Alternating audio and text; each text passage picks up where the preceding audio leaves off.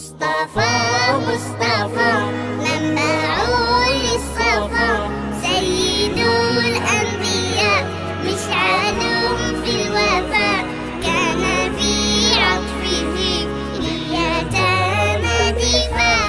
مصطفى مصطفى منبع للصفا، سيد الأنبياء مشعل في الوفاء، كان في عطفه لليتامى دفاع.